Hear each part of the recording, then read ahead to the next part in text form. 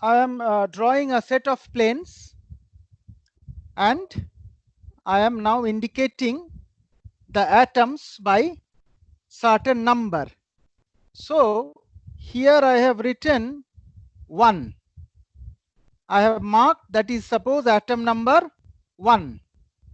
Then I have written atom 2, and at an angle I have written atom 3.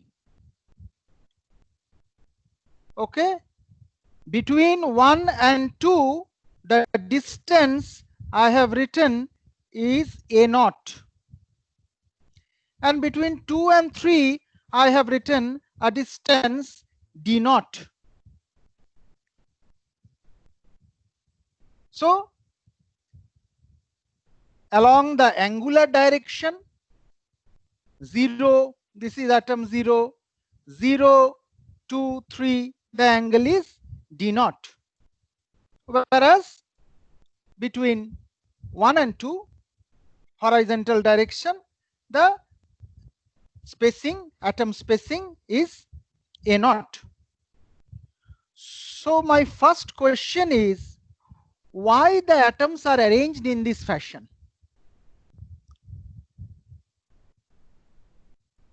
Why the spacing between 1 and 2 is A0 and not any other value? This is my question to you. Because they are in equilibrium. Right, equilibrium with respect to what? With respect to Minimum energy, sir. Minimum binding energy, right? Yes. Right. Yes. Yes, they have a their potential energy state is minimum.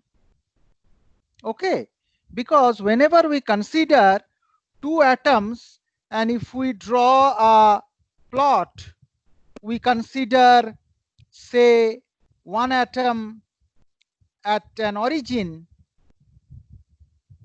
and another atom at a certain distance, say A0, we have to answer why is that? Why that particular distance is maintained for that particular metal?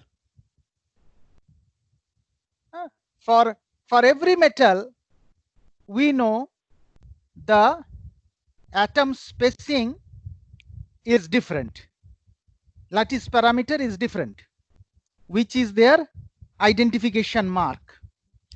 So what happens is, between the two atoms there is a repulsion, right? There is a repulsive force, and repulsive force or repulsive energy, here you are plotting, say, energy, potential energy phi, and here I am suppose plotting distance x along x-axis. Along y-axis I am plotting energy phi. So there is a repulsive energy, and there is also an attraction energy. There is a repulsion and there is an attraction. So attraction is negative and repulsion is considered in the positive direction. And both of these decreases with the increasing distance between the two atoms. Suppose my first atom is 0 and second atom is 1. So what we have to consider is the net energy. What is the resultant? When we consider attraction energy and repulsion energy, there is a resultant. And how the resultant goes? Resultant looks like something like this.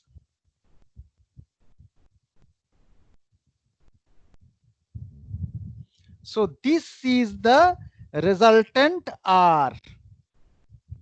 This is my resultant R. So that decides what will happen between these two atoms.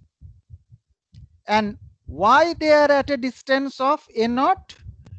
Because at that position the potential energy is minimum. A naught, the potential energy is minimum. We write it as phi naught. Phi naught. If I shift this atom a little bit, suppose I write that shift as displacement u. So if I give a small shift, displacement u, what will happen to the potential energy?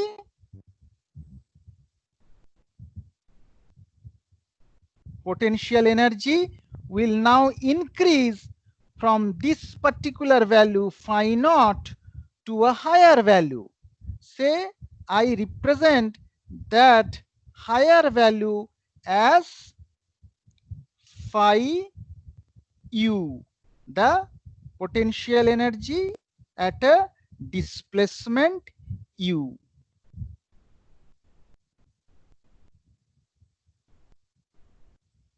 Can you understand what I am saying so far? Yes, sir. Yes, Yeah. sir. Yes, So, sir. yes. So the potential energy will increase if you stretch them, or the same thing will also happen if you compress them. And we consider, basically the curve nature is such that it's more or less very symmetric. If we look into this minima, it's actually very symmetric. So in general, whether you stretch or whether you squeeze by compression, the typical change in potential energy for a particular value of displacement is more or less similar, not very different. Typically the values that we get in metallic systems. Now, don't think that this phenomena is only taking place between the atom 1 and 2. Here I am drawing 1 and 2.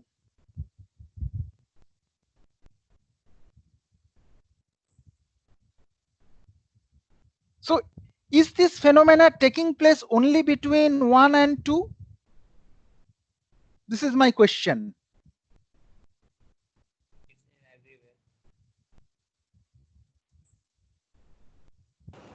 Sir, every atom will be interacting with each other. Yes. That is what my point is. So if I consider 2 and 3, suppose if I draw atom 2 and at an angle atom 3,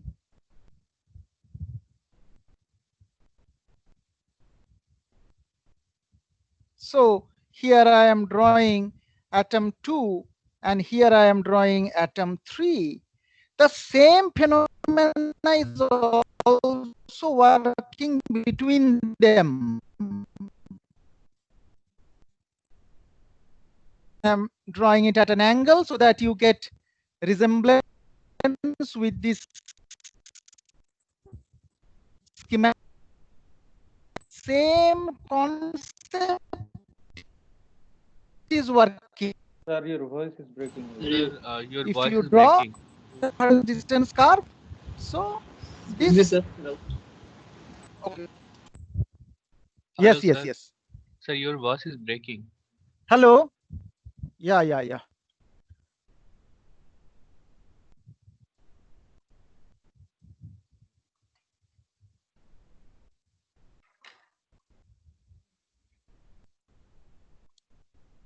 Any better now? Yes, sir. Yes, sir. Huh? Better? Yes, Yes. Actually, I'm coming 1 minute.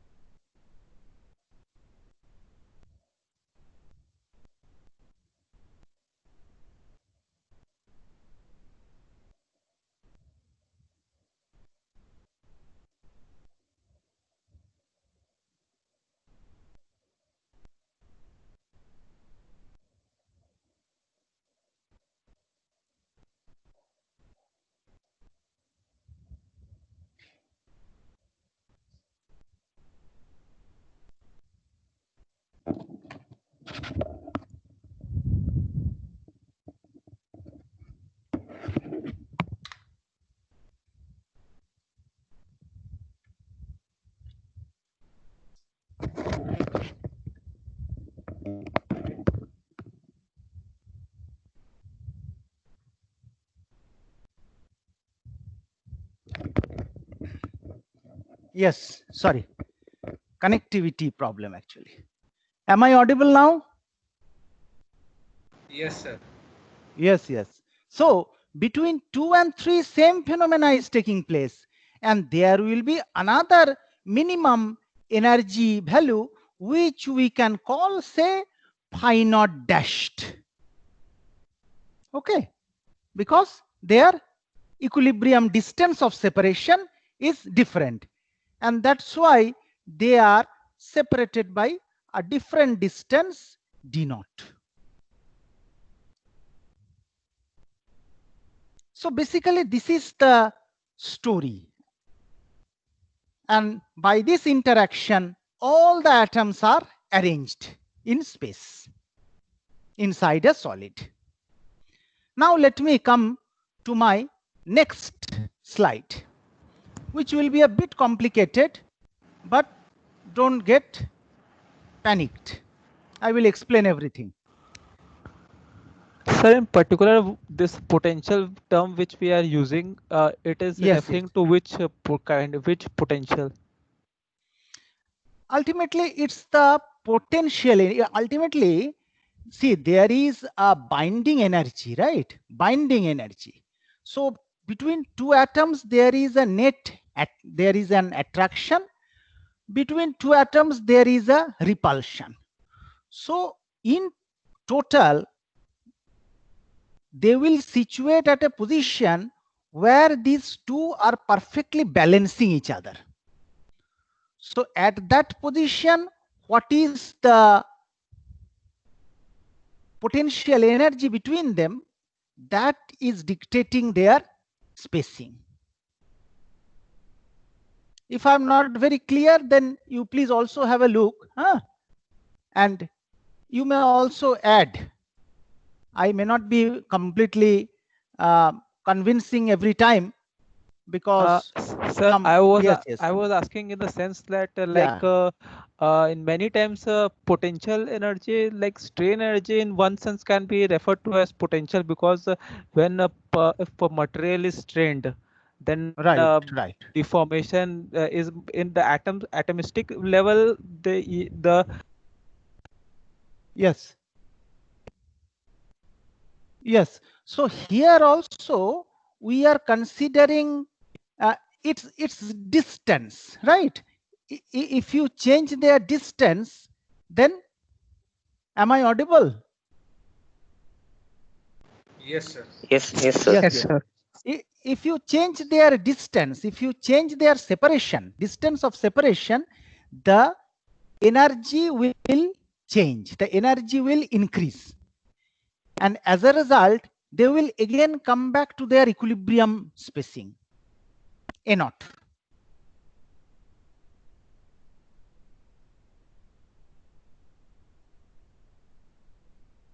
So here, what we are trying to explain is 1 and 2. Say I am now in this particular schematic.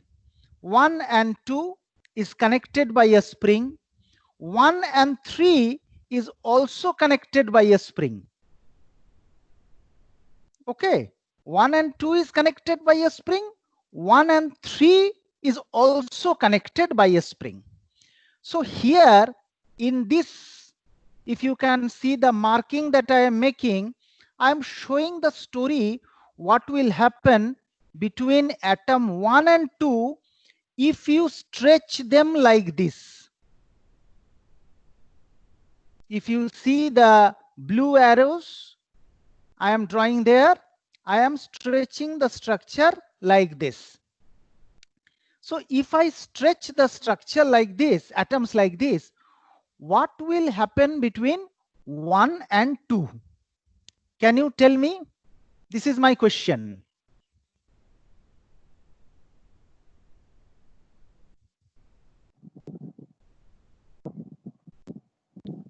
The bonds are also stretching, sir.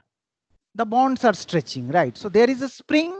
So that is what I am trying to show in this plot. If you see the marking that I am making, so if you give a stretching U and if you release the load, then what will happen? if you release the load? Atomic vibration get started. No. The answer is Contract. it will go back to its initial position. If you give a stretch of small amount of U and release, it will go back.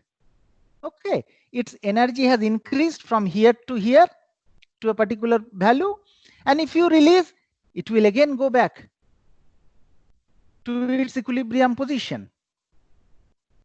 So that we call as elastic displacement. Elastic displacement. But if you can see these shaded dots I have written, what it's trying to show is if you stretch them too much, if you stretch them beyond a particular point, if you stretch them beyond a particular point, then what will happen?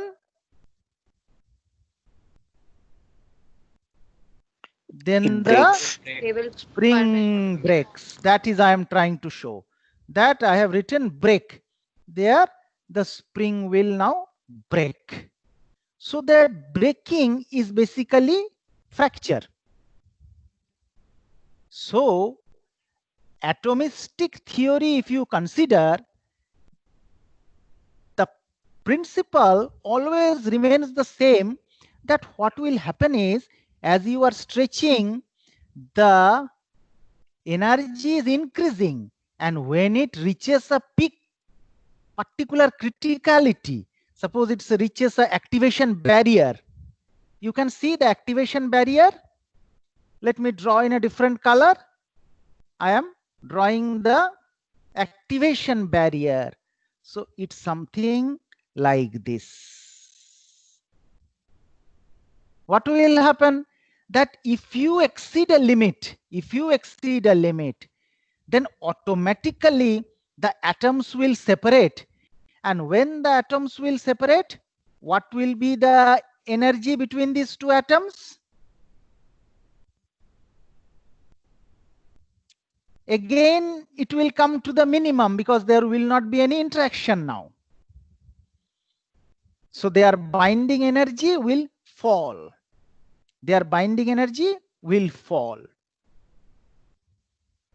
So my point is, if you have to break them, you have to exceed a activation barrier, a maximum peak energy point, and then it will come down once again because they will break.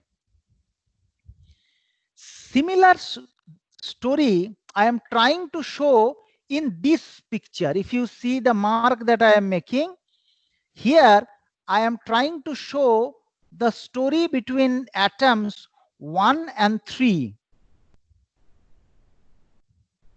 Here I am trying to show what is happening between inclined atom planes, these atom planes.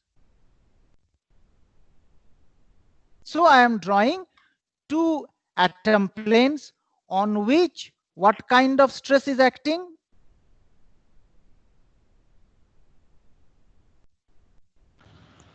shear stress. Shear, right? Shear. So here the possibility can be they shear with respect to each other. They have a shear movement with respect to each other and they move like this. So this possibility comes between 1 and 3 layers, these layers. And this possibility doesn't exist on this particular plane if you stretch them, or perpendicular planes, they cannot shear. So when you consider shear, here I am drawing the same story of 1 and 3. If you see this plot, this is 1, this is 3.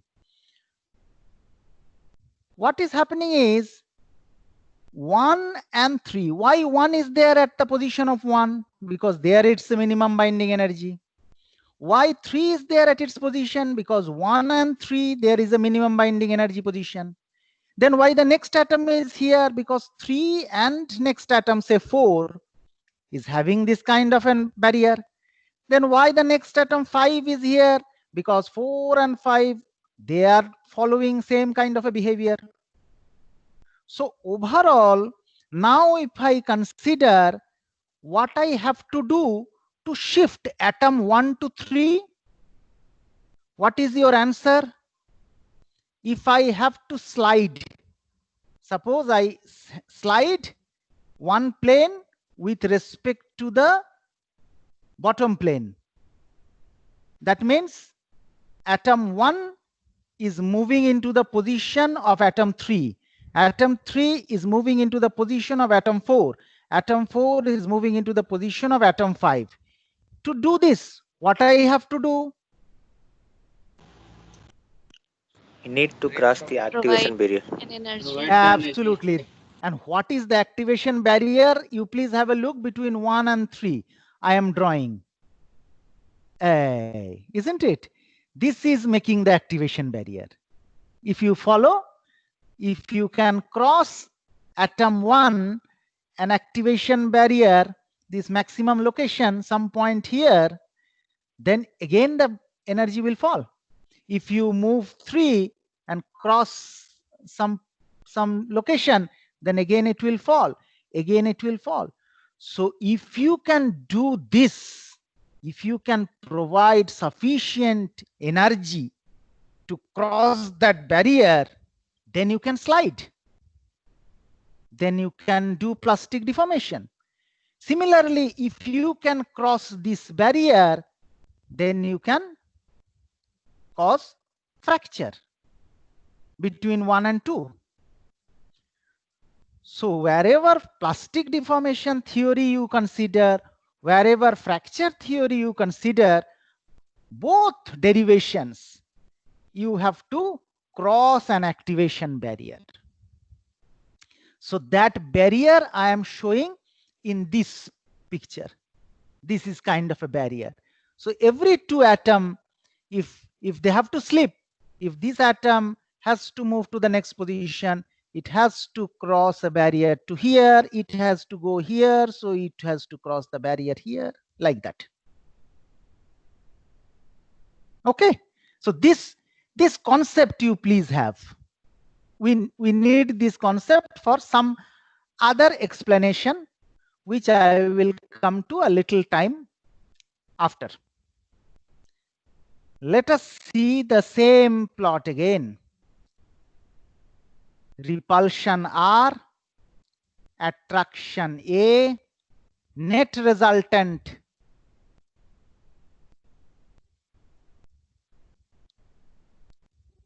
I write resultant.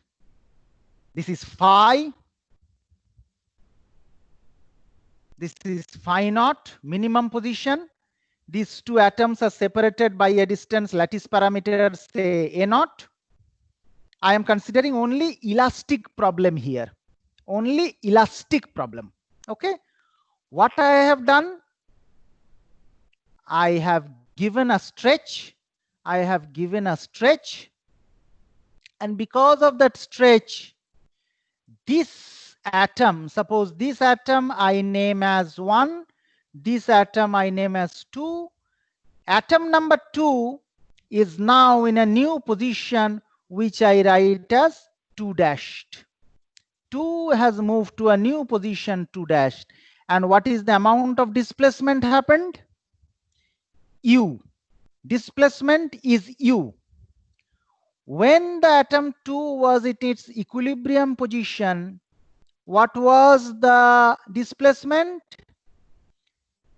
U equal to 0.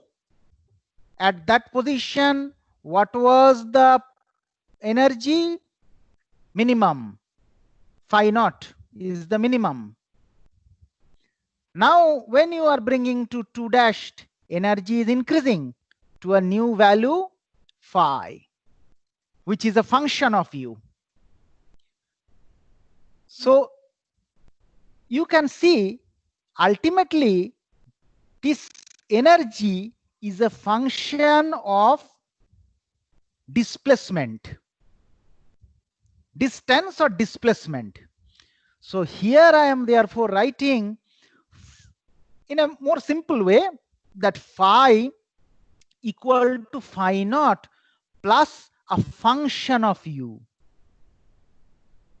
Okay, and the way this potential energy distance plot works between the atoms, this function is called, it has a nature which is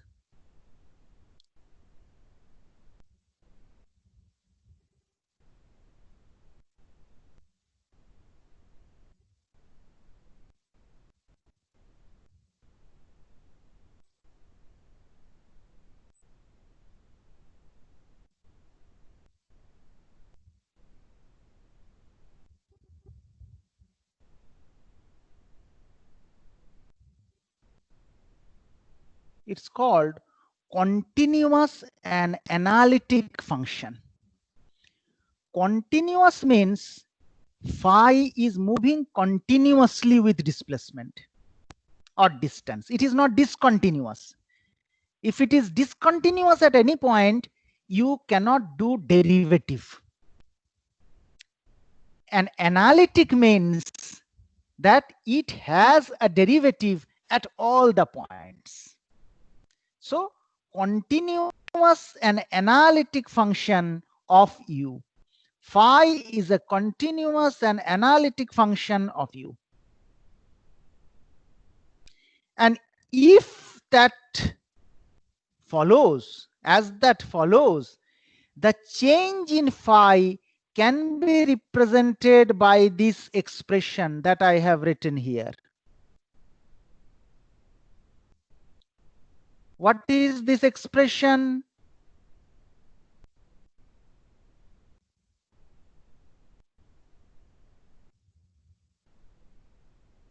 Am I audible? Carrier expansion. Yes. Yes. Yes. Yes. What is this expansion? Expression? Taylor series, right? Taylor series. And Taylor series actually obeys because phi is a continuous and analytic function of u. So I am just writing the Taylor series expression to know what is the new energy state, that is phi u, and how that is related to phi naught. So here I am writing phi u equal to phi naught plus d phi by du at u equal to 0. What is d phi by du?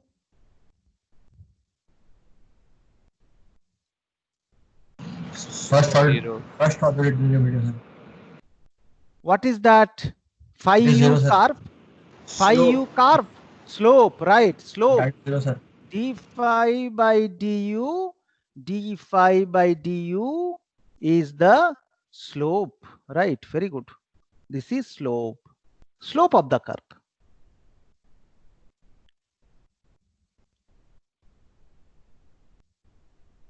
Very good.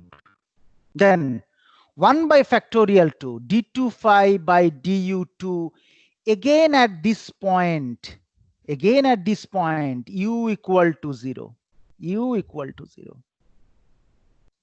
into u square plus 1 by factorial 3, d3 phi by du3, again at that particular point, u equal to 0, u cube, plus the series goes on.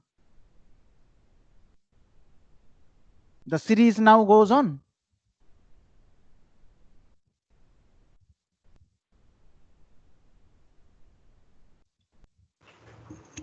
So can you explain this graph once again, the left one? This graph that I am drawing, I am marking, this Yes, one. sir. Yes, sir. Yes. Actually, as I said, that between two atoms, there is one atom here, there is one atom here. So I am trying to explain why these two atoms are a particular spacing. That's what I have explained from the very beginning, that why two atoms follow a spacing, a naught. You answer, you tell. Because there is minimum energy. Because there is minimum energy. And what is that energy? That energy varies with their distance. That is a combination of attractive energy and repulsive energy. So I am drawing the energy curve again. I am drawing the energy curve once again. This is the energy curve.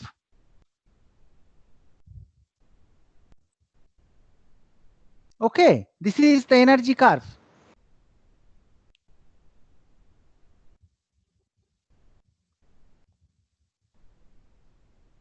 What happened? Could you follow? Yes, sir. So if I move, now I am applying a tensile stretching. Whether I apply a tension or a compression, as I said, it's more or less the thing is the same. So if I give a stretch, suppose I consider this atom to be hinged at this position. It's not moving. Suppose this part is hinged. So only movement I am trying to show by this atom number 2. So atom number 2 is displacing by an amount of u. And if it displaces by an amount to u, what will happen? Its energy will now increase or decrease? Increase. Increasing to here. And how much it increased? That I am trying to explain. The new energy is phi u. The energy has increased to this point, which I said is energy has increased to this point. So corresponding energy is phi u. So how phi u can be represented with respect to u? If I know the value of u has a value. Okay. And phi is a function. What kind of function you know? You know function, polynomial function. Say phi equal to constant a plus bu plus cu square, something like this. Cu square plus du cube, depending on the nature of that curve. Okay. Phi naught as a constant value because it's the starting position. You know the binding energy between the two atoms in a particular metal. So phi u can be represented by a Taylor series expansion. That is what I am simply telling. Phi u equal to phi naught plus d phi by du at u equal to 0. That means what I am saying is you do a derivative, you do a single derivative of phi with respect to u, and at the place of u, you put 0, 0, 0. You will get a value. Right? Yes, yes. Then 1 by factorial to d2 phi, you do double derivative of this expression. And at the position of u, you put 0. Again, this will get a constant value. So these are the constants. That's what I am trying to show. These are the constants. And this is u. U is variable. Then 1 by factorial 3, d3 phi by du3. Again at u equal to 0. You do 3 times derivative, put u equal to 0. You will get this constant. And then u cube plus some other constant into u to the power 4. And this series goes on. So they are the coefficients of the Yes. Coefficient, basically coefficient. Sir, Yes. sir, I have a doubt. Yes. Sir, if we already know what is a function of phi, then why Yes. do we need to calculate a Taylor expansion? Because we can just we could put our u and then we will already get phi. Yeah. Now we will understand why we are doing this expression. You know phi, but it also varies because in different material these values are different. This function is also different. It's also material specific. So it's not that easy. These values, these coefficient values are also different depending on the different material. Okay, so Sir, I am but if just- we calculate, say d5 upon du or d2 phi upon du square, then we should Yes. we should know what is phi. That is what I'm trying to say. Because if we know Yeah. what is phi, then we could calculate what at Yes, what yes. point we need our u. Yeah. So anyway, Sir, just hang what- on. Huh? We may be able to answer at a later stage. But what I am trying to show is this. What I am trying to show is this. Can you tell me what is the value of this particular term?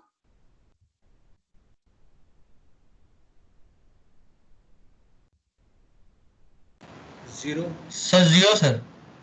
Why it is 0? So d5 Because the upon slope du is will be 0. Why? Because that is the Slope is 0, minimum. sir. Minima Why? because Because it is minima. So at the minimum point, slope is 0, right? At the minimum point, slope is 0. Okay.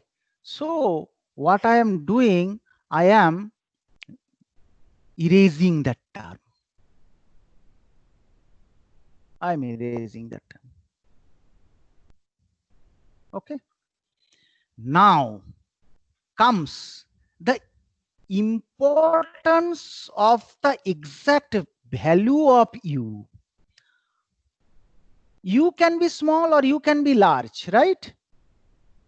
Ultimately, here I am considering continuous. Why I am considering continuous? Because we can Yes, get the derivative. that means if it fractures, that logic will not work anymore. Okay, then it will become discontinuous. It will truncate it. The function will truncate if it breaks. That's why I am applying this approach until and unless phi remains a continuous function of u. And how long that obeys? Till its elasticity is valid. That's why this expression is applicable till the elasticity is valid.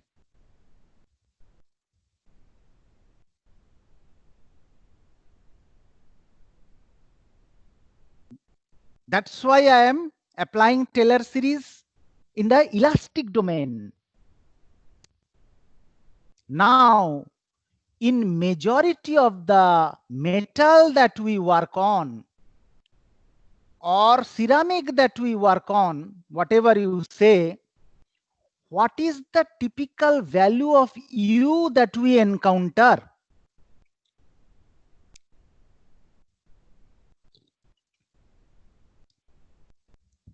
What is the typical displacement, elastic displacement that we encounter?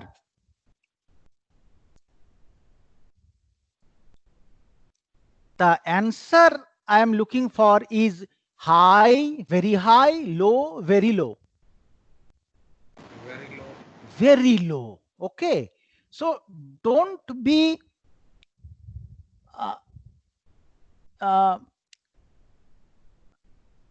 don't take anything as granted. It depends on ultimately for the material system what level of U actually is for that particular material. If the U till elasticity obeyed is very, very small, then what I will do?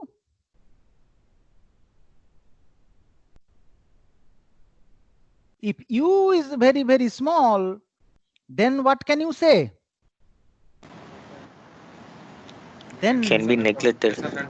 Yeah, U3 to higher order terms, whether you neglect or not, that is a different issue. It will not matter. It will not matter. You are not neglecting. The material is deciding what is the elastic strain it can take. If the real value of U is very small, then what will matter to you, as the student has rightly mentioned, that this first term will have some meaning to you. So don't always take a value very, I assume. It is no assume. We are not assuming anything. Its material is deciding what is the value of u. It's not me and you. And accordingly, it is deciding this term will work, this plus this term will work, this plus this term will work, or other terms will also come into play. Okay. So now my thinking is only, let us concentrate on the first two terms. Phi u equal to phi naught plus 1 by factorial 2 d2 phi by du2 at u equal to 0 into u square. Okay? Now what you do, take phi naught on the other side. So I shift my equal to here. I erase the equal to there. And I put a minus sign there.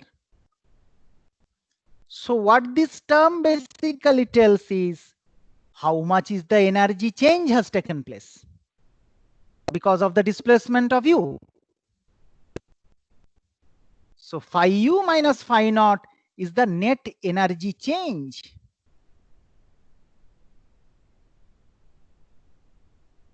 Is it okay? Yes, sir. To give that energy change, inside the material, there has been an energy change. Now, why that energy has changed? This is my question to you.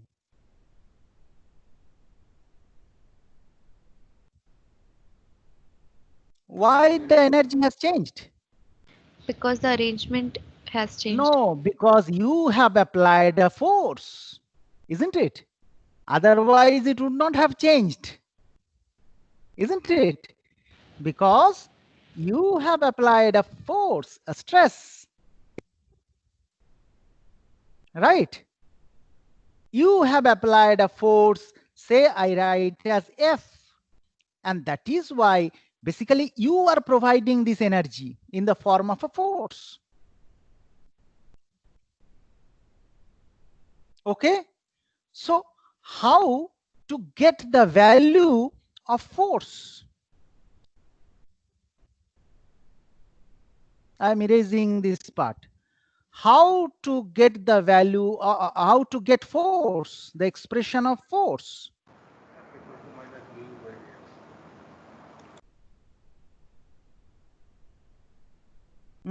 How to get the expression of force? What is force? F equal to minus du dx. Yes, yes, very right. That force, energy is force into displacement. So force is change in energy per unit displacement. इसको derivative कर दो with respect to du, and that is your force.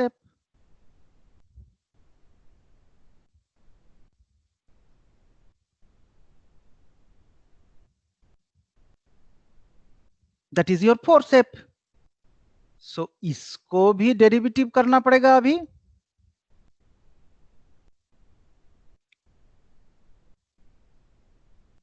With respect to du.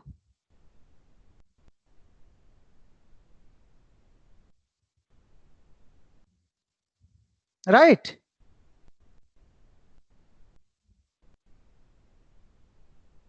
Is it clear? Yes, sir. So what would be the answer that you will now get? Here 1 by factorial 2, that means half. This is a constant, and derivative of u square will be 2u, right? So answer will be F equal to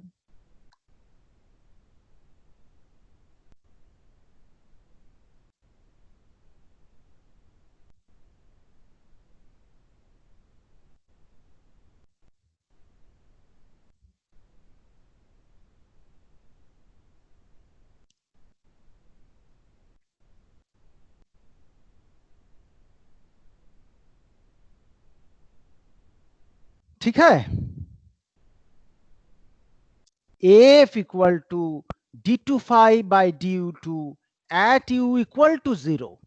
What is d2 phi by du2 at u equal to 0? Positive. What is this term? A constant. Right, constant and curvature, right? If d phi by du is the slope, d2 phi by du2 is the curvature, right?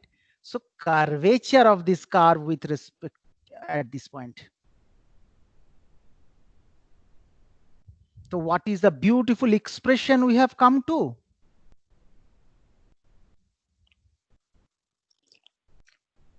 So what is the expression? Now you tell its name.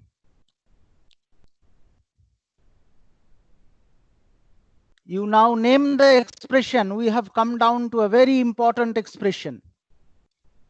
What is the name of this expression?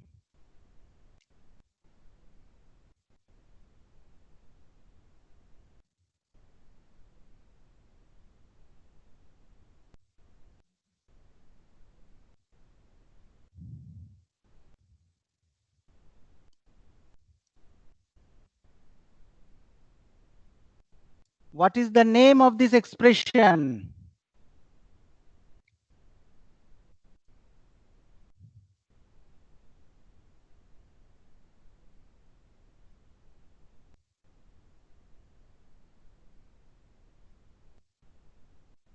Am I audible? Yes, sir. Yes, yes. Now you tell. Who said yes, sir? बोलो, ये expression क्या है? एक बार बताओ, क्या F क्या है बताओ? What is F? Force. What is Force and U? energy. What is U? Energy मैं बोला, मैं तुमको बोला क्या? F क्या है बताओ? बोलो क्या है F? F force है sir. U displacement. फोर्स है, F फोर्स है. U क्या है बताओ? U क्या है बताओ? Displacement. डिस्प्लेसमेंट है. और ये टर्म क्या है बताओ? ये टर्म क्या है बताओ? ये टर्म क्या है बताओ? कांस्टेंट है सर. कांस्टेंट है. फिर तुम बताओ क्या हुआ? Hooke's law है force sir. Equals to Hooke's law हो गया ना? Hooke's law, sir. Hooke's law. So that answer I was looking for. ये क्या difficult question था? Hooke's law. So basically we have derived the Hooke's law. Basically we have derived the Hooke's law. Okay.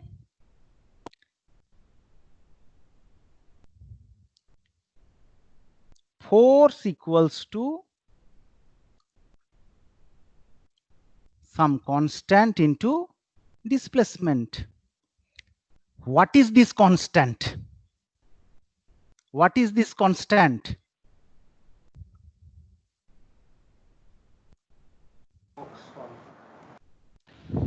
Young's.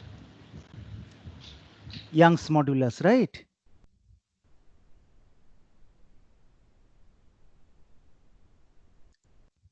So what is the definition of that constant? If someone asks you, now you will be able to tell what is the definition of that constant.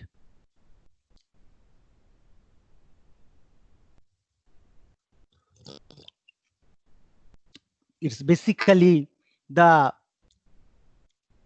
second derivative of binding energy with respect to displacement and the curvature of the minimum point of the potential versus distance curve between the atoms of a particular material. So as I said, for different material, the nature of this potential displacement curve or the level is different. Funda is the same, but whether what is the value of phi u level is different, and the expression may also be a little different. So for different metal, you have different values of this term. So you have different values for this term.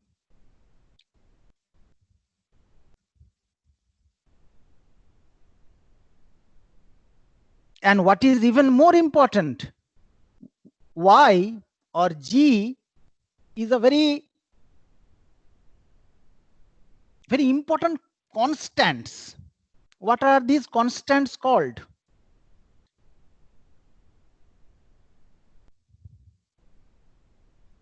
What are these constants called? Young's modulus and shear modulus. Young's modulus, shear modulus. You are very right. But they are also have another name. They have a very bigger role. And there is a difference between material yield strength and material's elastic modulus. You know that yield strength and elastic modulus are not the same. What is the difference?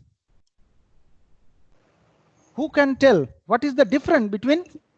So you know what is yield strength? Strength at 0.2%. What is the yield strength and what is Young's modulus, Y, or G? There is a fundamental difference between them. What is that difference? So yield strength is the strength at 0.2% strain. ठीक है, वो तो समझ गया, वो तो बच्चा school का भी पढ़ाता है क्लास 12 में, है ना? सर yield strength is इनका एक फंडामेंटल डिफरेंस है. क्या फंडामेंटल डिफरेंस, मैं ये जानना चाहता हूँ. Fundamental difference. Who can tell? Yield stress is due to normal stresses and shear stress is due to. वो तो हो गया. यंग्स मॉडुलस भी नॉर्मल shear, यंग्स नॉर्मल और जी shear मॉडुलस. सर एक परमानेंट डिफॉर्मेशन के लिए वो तो पता है, वो तो बच्चा भी बोल देगा कि ये इलास्टिक डिफॉर्मेशन, वो प्लास्टिक डिफॉर्मेशन, वो बोल देगा. अच्छा आंसर बताओ, फंडा देके बताओ. सर यील्ड स्ट्रेंथ हम लोगों का स्ट्रेस जो अप्लाई करेंगे उसके ऊपर डिपेंड करेगा. ना स्ट्रेस अप्लाई के ऊपर तो करेगा ही बाबा.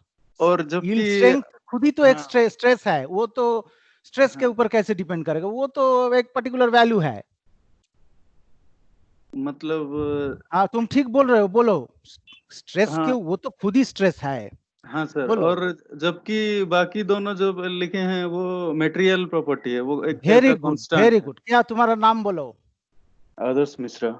आदर्श मिश्रा, बहुत बढ़िया आंसर दिया तुमने, बहुत अच्छा बोल दिया. ये आंसर है. ये इसको बोलते हैं मटेरियल्स प्रॉपर्टी, क्योंकि ये इजीली चेंज होता नहीं है. मटेरियल्स प्रॉपर्टी जैसा हम लोग का डीएनए है वैसा टाइप का है. कि तुम जो भी करो, कोई पढ़ाई करे ना करे, डीएनए में कुछ चेंज होगा नहीं.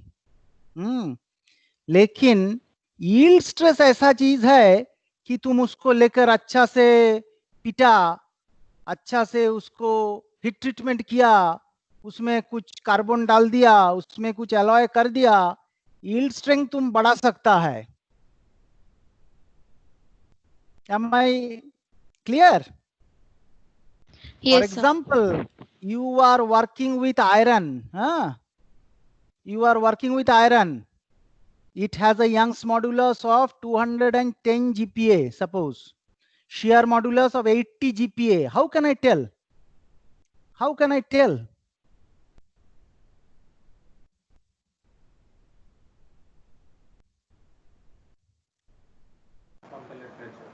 Steel, steel. In general, some steel you make, what will be the Young's modulus? Why? What will be the shear modulus of steel?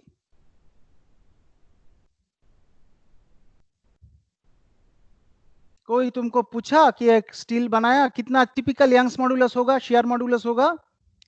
क्या आंसर है?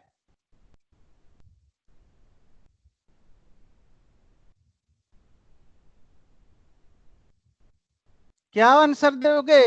What will be your answer? हाँ, मतलब very very close. That's why material property, because even if some carbon going into interstitial position, basically the iron-iron bond is not changing significantly, because how much carbon you can put, majority of the bonds will, there may be a little stretch, there may be a little change in, very little change, ignorable change in lattice parameter. That's why whether you consider iron, whether you consider steel, Young's modulus 210 GPa, shear modulus 80 GPa, Poisson's ratio 0.33. If you do this, take these values, nobody can challenge you.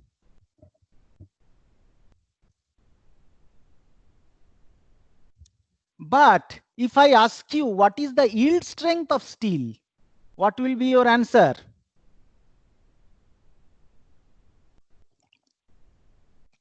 That may be very high. Huh? Heat treatments that we can vary. That how much? From what to what? Steel generally strength varies, yield strength varies from what level?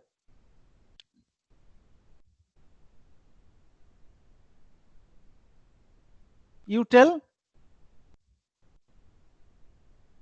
Very soft steel, there can be IF steel 200 MPa strength, yield strength, and the steel that Sir Hari Badesia has made, its yield strength is 2 GPa. Now people are even making higher and higher steel. If you add more carbon, yield strength increases. If you do annealing, you will get a low yield strength. If you do water quenching, you will get a high yield strength, right? So that means this is not a fixed material property. It's dependent on geometry. It's dependent on alloying. It's dependent on processing. If you do casting, it will be one value. If you do rolling, it will increase. If you do annealing, it will again decrease. But Young's modulus, fixed material property. Why it is fixed? Because it's a function of bond energy. And bond energy is something that is fixed for a particular material. So stress and strain, basically what is stress? Force by some kind of area we divide the force, whether it's an initial area or it's a instantaneous area. It can be initial area. If I divide by initial area, what is this stress called? Initial cross-sectional area, what is this stress called? True engineering. Engineering. If I divide by instantaneous, then it's called what? True stress. Please read these things. In this course, everything cannot be covered. But one very important thing we realized, that the initial part follows a straight line relation. Here also you can divide it by original length, or you can divide it by instantaneous length, whatever you can do. Ultimately, this relationship will hold even if true or engineering, whatever concept you consider. The line will be straight, and the slope of that line will decide your modulus, average modulus.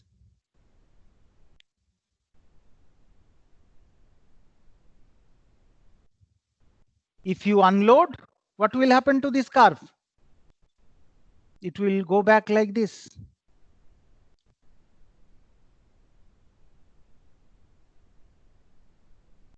Now my next question. Suppose I ask you a stress strain curve of rubber. What is how the stress strain curve of rubber looks like?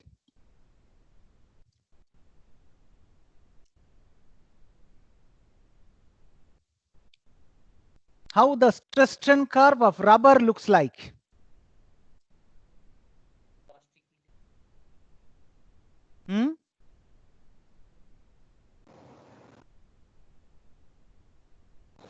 Its elastic modulus changes with deformation. Something like this. If you go, it will go. If you unload, what will happen?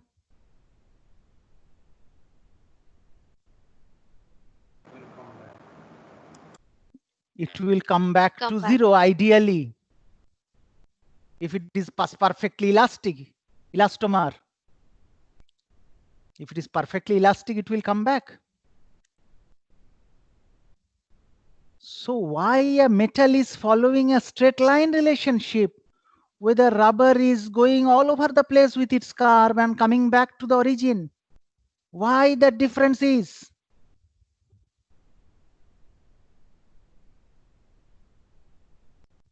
This is my question. So it's a polymer. So there will be sliding. देखो वो सब छोड़ो, basic अभी जो मैं slow follow नहीं करता. नहीं, मैं वो नहीं बोलूंगा. No. Sir, one request. Yes. Could you speak in English always? Yes, sure. I can't understand. Yes, okay. Sure. Yeah. So, why polymer shows a non-linear behavior? And my next question, do metal show linear behavior always?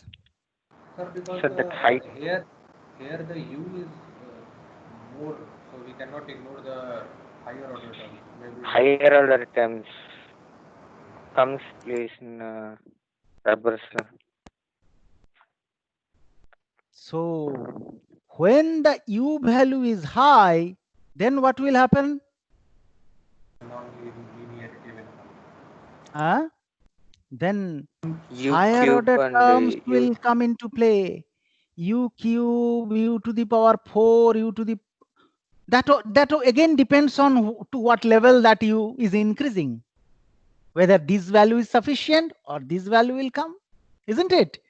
So whenever higher order term comes into play, then here there will be another function of another constant into U square. So whenever there is a U square, will they follow a linear relation? No. No. Answer is no. My next question is, do metal always follow? Do metal also completely follow linearity? No, sir. How you know?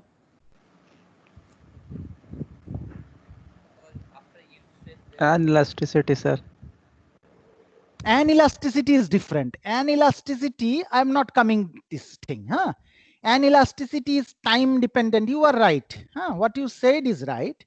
Anelasticity is time dependent behavior, that with time it comes back. So it follows a nonlinear way. And with time, strain also increases. You have given a good answer. But in this context, I am not taking this, because here I am not considering time dependent deformation. Here I am considering instantaneous deformation.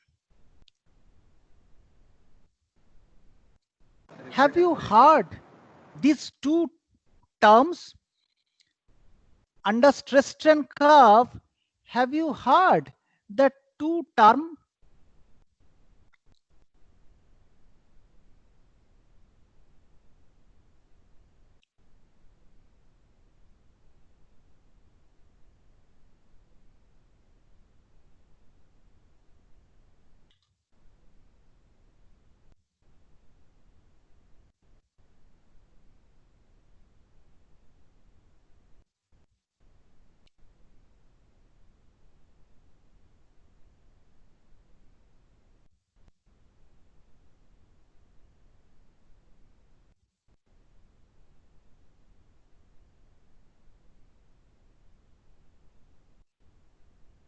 Have you heard these two terms?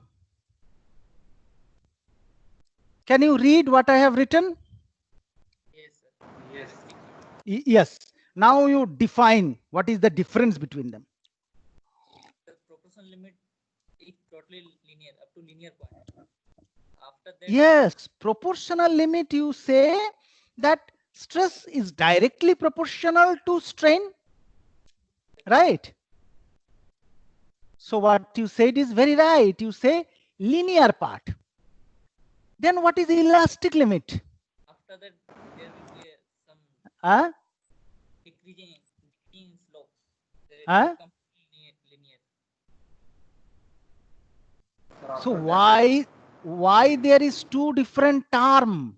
That is my question. Fundamentally, you think why these two different term? So One actually, term. proportional limit is Yes. Yes. So proportional limit is up to which Hooke's law is obeyed. Hey, right. And then So elastic limit, it's a maximum stress that material can again back to the original shape. Right. So Hooke's law, I would say, if you consider the generalized Hooke's law, it is always obeyed in elastic region. But if you consider the F equal to Y into U, yes, this part is obeyed up to which point? Up to which point? Elastic proportional limit. Up to proportional limit. Then what is happening between proportional limit to elastic limit? So stress will decrease afterwards if it is further strained. Upper yield strength and lower that. No, that is, we are not yet at the yield strength. You are absolutely not right. We have not reached the yield level. So the other higher order terms will come to play when we absolutely right. After crossing proportional. After crossing proportional limit, there is a little bit of non-linearity. There is a little bit of non-linearity. So the question can come whether you will consider this difference. Some textbook, they say that whatever proportional limit, that is elastic limit. But if that is the case, then why there is two name? Why there is two different definition? Because there is a little bit of possibility that in this domain, the U value becomes such that a little bit of U squared term is coming into play. That's why non-linearity. That's why non-linearity. So elastic, there can be two kind of elastic. One is linear elastic.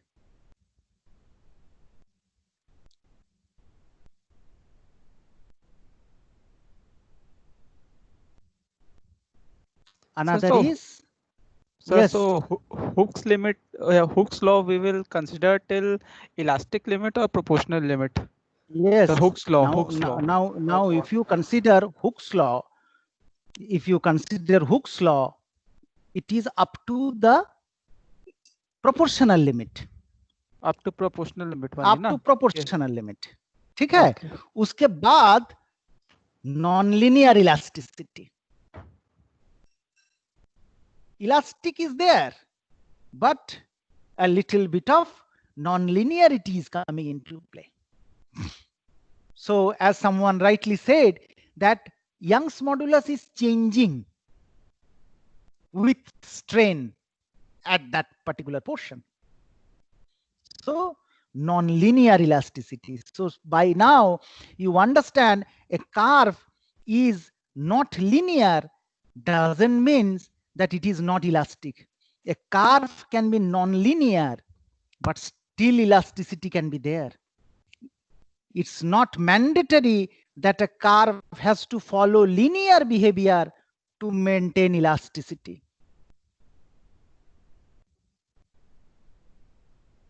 So that is the difference between proportional limit and elastic limit.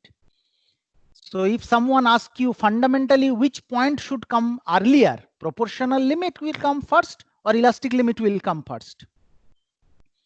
If someone asks you to draw a curve and indicate proportional limit and elastic limit. Proportional limits are first. Yes, proportional will come first, elastic will come then. Now my next question is, if you have heard another term which is yield point. I am confusing you a little more. Yes. Sir, how to differentiate those elastic point and proportionality point there in the graph, sir? Yeah, in the graph you may not be able to distinguish. In the graph you may not be able to distinguish. You must know why there is a difference fundamentally. Okay, sir. There is one more question. So if we are considering the higher order terms, yes, then why is this graph in elastic limit dipping down? It should go a bit up. Why in the EP region, here in the sigma A graph? Okay. So that will, yeah, I understand, but that will depend on the values actually, I think, right? Because the coefficients are also coming into play. It's also only that not U square, but the coefficient. It's a good question. Think. I may not be able to give all right answers. Huh? You think. Very good question. Who has asked this question? Kumar Ayush. Think a little bit. Huh? Then let me know. I may not know everything. Okay. You tell. My gut feeling I told, because the constant value is also coming into play. With U square, C is also coming into play. And U value is very small, so it's in a decimal. If you consider decimal, then say U is 0.1, suppose. Then what is U square? U square is not more, but U square is 0.01, right? So the very small values in decimal, if you do square, it will be smaller, even smaller. So you think and let me know, okay? What is yield point?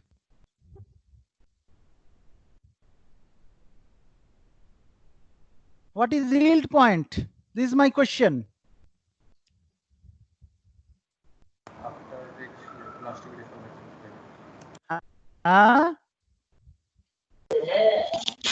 Tell, what is yield point?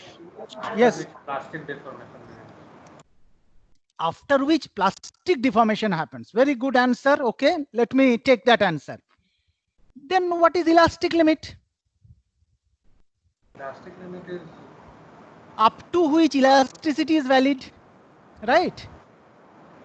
Then just after elastic limit, what is happening? It's a no man's land.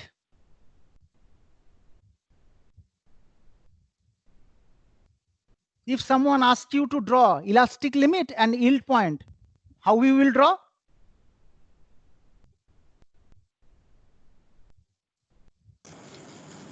Yield point will be after the elastic limit, because we take that 0.2%. Right. So what is your name? You were right. What you were saying? What is your name? Sampath Barik. Sampath Barik. Very good. Very right, Sampath. You now tell that. Sir. Yes. Sir, I have a question. Yes. Sir, can we really distinguish between when the elastic limit ends and the plastic limit starts? Yes, you can distinguish.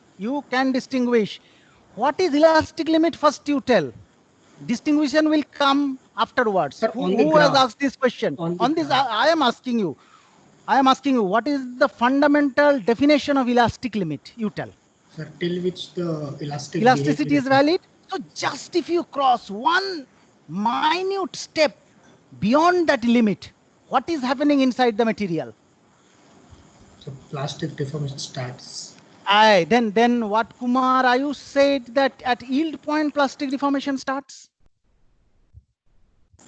Yes, sir.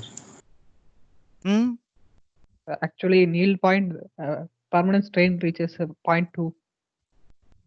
So before yield point, we can also, think. So So we can think in different way also. There's a proportional limit that it will be directly proportional. It will regain its shape, and in between the E and after T, proportional limit elastic- also listen, after certain proportional amount of limit also it will regain its shape. After proportional, even if it is non-linear elastic, then also it will regain its shape. As I said, no time, no, it is not a time dependent function. I am telling you, not time. Immediately it can come back.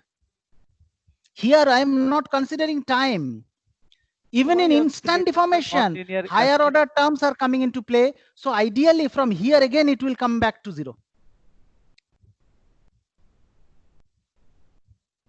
So what is elastic limit?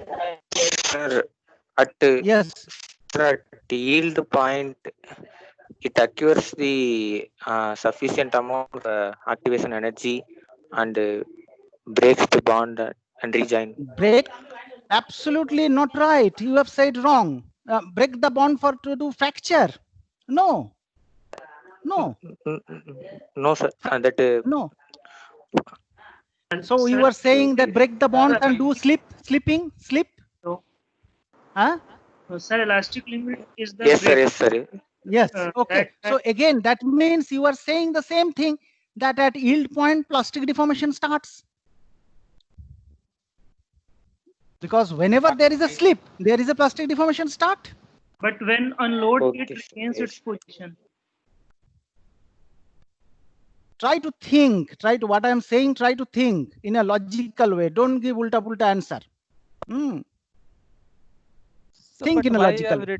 But why you have written in the non-linear elastic, sir? Sir, there should be a transitional partner between this proportional, when we go from elastic to non-elastic part. That can be taken as I am not saying non-elastic part. That's why I'm asking up to elastic limit. Here I am writing E. Here I am writing E, elastic limit. Here I am writing P, proportional limit. And between proportional and elastic, I am writing non-linear elastic. It is elastic. If you release the load, it will come back to 0.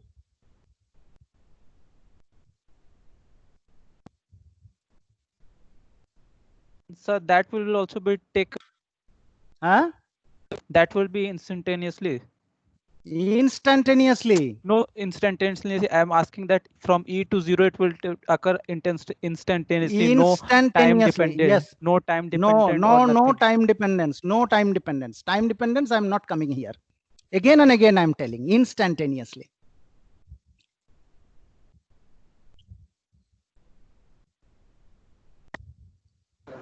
What is the definition of, so what misconception we have so far? There is a misconception I am trying to indicate. What is that misconception? The misconception is, it is wrong to say plastic deformation starts at yield point. It's wrong. If so far you know that, what you have known so far is wrong. Plastic deformation does not start at yield point. Try to put this information in mind, the definition in your mind. So what I said, repeat, please repeat. One or two of you, please repeat. So that plastic deformation doesn't start in yield point. Absolutely right. So where does it start? After the elastic limit. After the elastic limit. That's why its name is elastic limit. And immediately after that elastic limit, plastic deformation starts. And how the plastic deformation starts? what will happen? That you will say that a plastic deformation has started. A dislocation started A moving. dislocation will move and a slip step will produce. Yes. The first slip step will produce.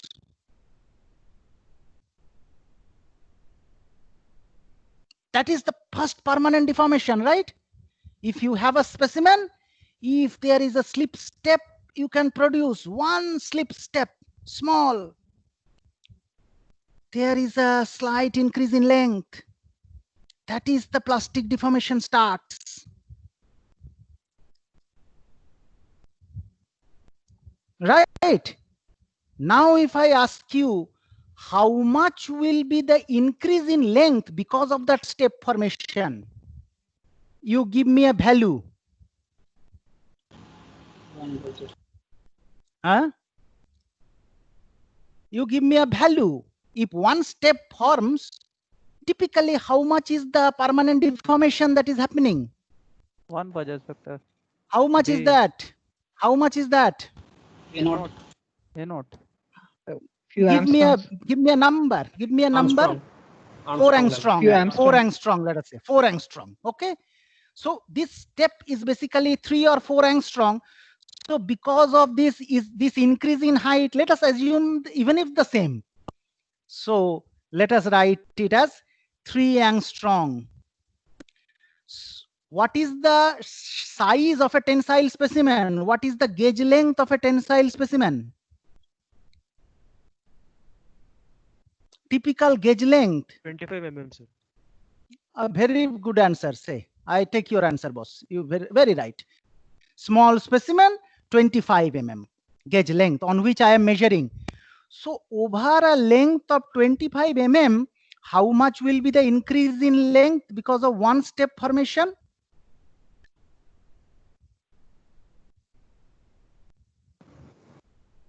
4 angstrom. 4 angstrom. 4 angstrom, suppose. So will you be able to see this effect on the stress strain curve? Huh? No, sir. No. So you will not identify that elastic limit.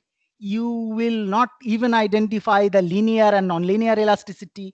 Like that, you will not even identify that first step has formed inside a 25 mm specimen. When it happened, you never know. So when you will identify, because you need to identify to know where the plastic deformation starts. To tell your friend, to tell the design person when plastic deformation start. You have to tell a realistic value, na? So you keep continuing with your journey. Continuously deforming.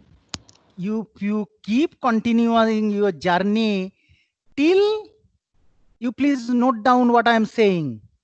Please note down. Till a small but detectable amount of plastic deformation you see. Small but detectable. It need not be more, but detectable. Small and detectable. Because before that it is undetectable. So you will not be able to tell if someone asks at what stress plastic deformation actually starts. You cannot give any idea because you don't know. From the curve you will not see. So, but So what with you time, if the technology improves, then our definition will keep. yeah. That I take. But why these concepts? These concepts are long back, right? And these are engineering concepts. That's why yield strength, there is no as such yield strength inside a material. Definition is small but undetectable. And we define the yield strength in our own way. Excuse me, sir. Yes. So can we say this to mild steel also? There is a yield point phenomena. There is a yield point phenomena. True. There is a yield point phenomena. Why we consider that yield point phenomena? as yield strength? Because we see that phenomena. So from that phenomena, we know that dislocation movement has started. Before that, we don't know. So because in steel that phenomena happens at the very initial stage of deformation, that's why yield point phenomena values we consider at yield strength. But in aluminium, what you will do, my friend? In steel, there is a benefit, there is an easy that there is an yield point phenomena at the very initial stage. You know that when the deformation starts, yield point phenomena, and that's why you strike that yield point phenomena is yield strength. Because yield strength is your engineering concept. If it is a continuous curve, what you will do? We have to do yield offset. Then you have to take an offset method. That you take a small amount of permanent strain, draw a curve parallel to your elastic line. Where it cuts, that is your yield strength. And how much strain offset generally we take? 0.1 or 0.2%. 0.1 or 0.2%. I'm ending very quickly. Don't be restless. Time is up. I'm just quickly ending. So if I take 0.2% permanent strain, my gauge length is 25 millimeter. So how much displacement is needed? How much permanent displacement is needed? You tell. Suppose I take 0.2%, that means strain of 0.002 and engineering strain of 0.002 over the gauge length of 25 millimeter to detect that point, to detect the curvature in the curve, that the curve is not linear and it's moving because of plastic deformation. For that, how much displacement is needed? 50 microns, sir. Very good. Say 50 micrometer. Now, next question is, to achieve 50 micrometer permanent deformation, how many dislocations you need to move inside that structure?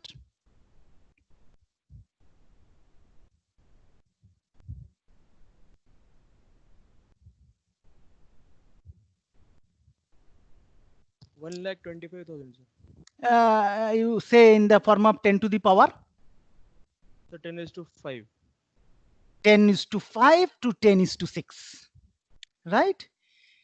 10:5 to 10:6 over this range. My God.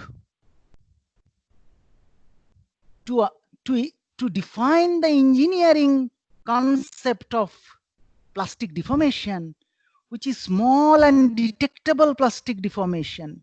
Detectable. You please write down. Small and detectable. This question will come in your exam. Table. So I also have small a question. And detectable.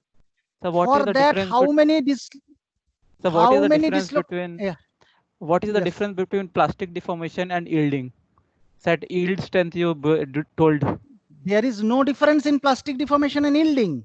So you told that plastic, this deformation doesn't start at the yield strength. You stored that from elastic, and the yield strength also we are defining. Exactly. So Exactly. Plastic deformation starts at yield strength, but you cannot detect that point, na? Can you detect the elastic limit from an engineering concept? Suppose 200 years back, people used to do tensile testing. People made so many bridge, sword, all these things. Tank, 500 years back, 1000 years back, that time. How will you detect elastic limit?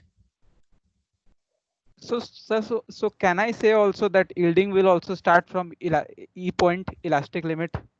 Because yielding is not the right. Yielding is not the right. Don't use the word yielding. Yielding is Don't use these words. Okay, sometimes some words are confusing. So that's why I was asking, what is the difference between plastic deformation and yielding? I am telling you the difference. Plastic deformation starts at which point? You tell which point? Elastic limit. Elastic limit. Elastic limit. And add this line, and small but detectable amount of plastic deformation occurs at yield point. That's why I am saying this word time and again. Small but detectable before yield point, it is considered to be happening, but undetectable.